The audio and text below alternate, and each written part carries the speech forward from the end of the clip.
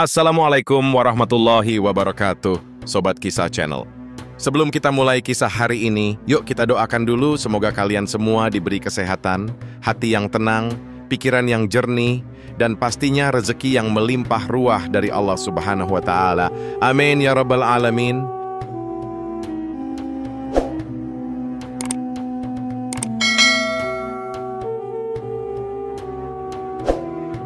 Pernah nggak sih kamu ngerasa ada beban dalam hidup yang saking beratnya sampai bikin susah tidur, makan nggak enak, dan overthinking tiap malam? Tapi anehnya, beban itu nggak kelihatan wujudnya. Nggak bisa disentuh, tapi tetap aja menghantui. Nah, hari ini kita bakal bahas sesuatu yang lebih berat dari gunung, tapi entah kenapa masih bisa ngambang di kepala. Wah, serius nih? Kuy, kita mulai ceritanya.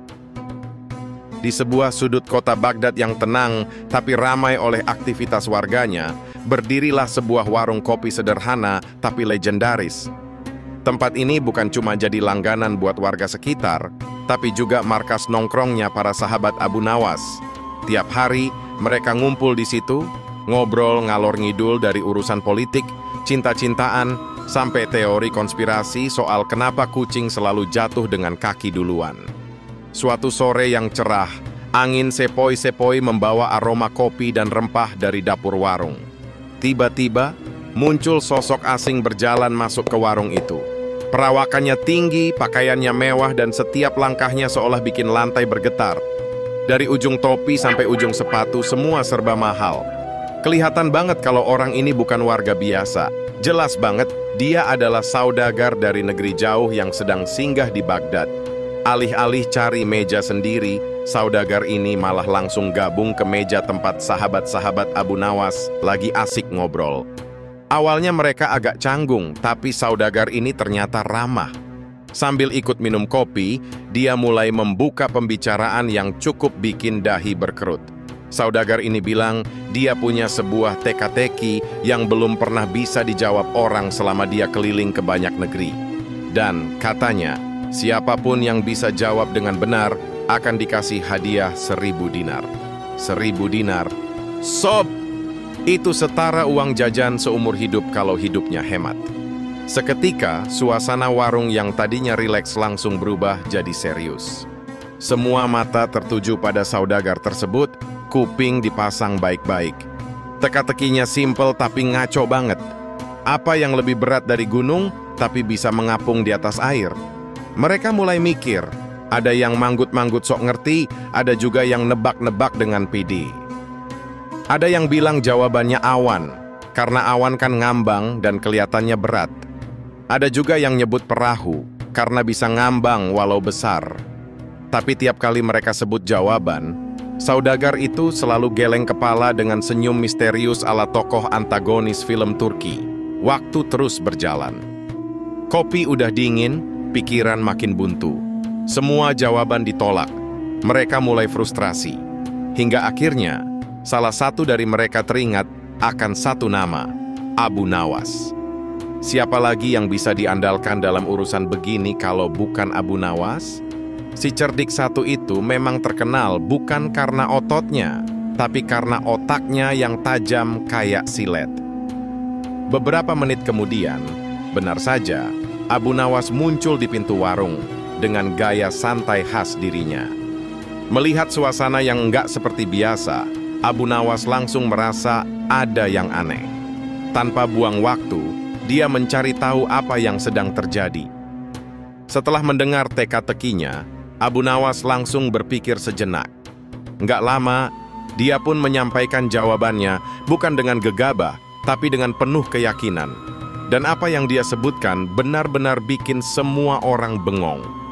Jawaban Abu Nawas adalah masa lalu. Ya, masa lalu. Sesuatu yang bentuknya nggak kelihatan, tapi beratnya bisa ngalahin gunung. Sesuatu yang udah terjadi dan nggak bisa diubah, tapi terus aja ngambang di pikiran kita. Bahkan bertahun-tahun setelahnya. Kadang muncul pas lagi mau tidur, kadang pas denger lagu lawas, kadang pas lihat status mantan. Saudagar itu tampak terkejut, lalu mengangguk pelan. Dia pun menyerahkan 1.000 dinar kepada Abu Nawas, tanda bahwa jawaban itu benar. Tanpa berkata apa-apa lagi, dia pun pergi dari warung dengan tenang, meninggalkan sahabat-sahabat Abu Nawas yang masih bengong karena nggak nyangka jawabannya bisa sefilosofis itu. Setelah si saudagar pergi, sahabat-sahabat Abu Nawas langsung mencecar dia dengan rasa penasaran. Kenapa jawabannya masa lalu? Kok bisa lebih berat dari gunung dan bisa ngambang?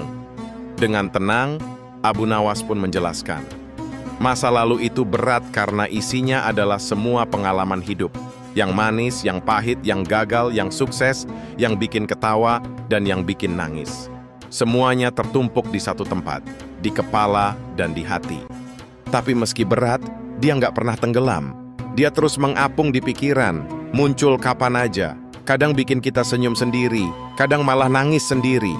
Itulah kenapa dia lebih berat dari gunung tapi bisa tetap mengapung. Penjelasan itu bikin semua yang ada di warung diam. Nggak ada lagi yang nyinyir, nggak ada yang nyeletuk. Mereka semua terdiam dalam perenungan. Di kepala mereka masing-masing, muncul satu persatu kenangan yang pernah menghantui. Ada yang ingat orang tuanya, ada yang ingat cinta pertama, bahkan ada yang mendadak pengen nelpon mantan, tapi urung karena gengsi. Satu hal yang pasti, mereka semua sepakat. Abu Nawas memang bukan cuma cerdas, tapi juga bijaksana.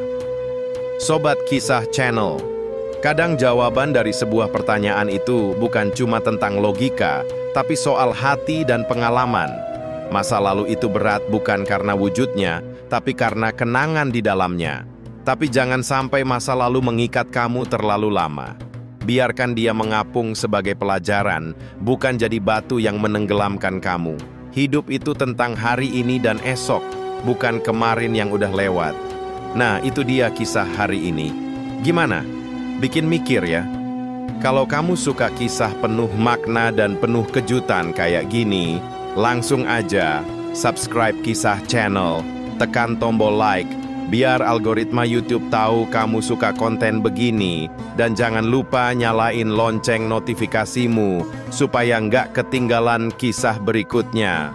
Sampai jumpa di video selanjutnya. Semoga harimu penuh hikmah dan hatimu selalu ringan meski masa lalu berat. Wassalamualaikum warahmatullahi wabarakatuh.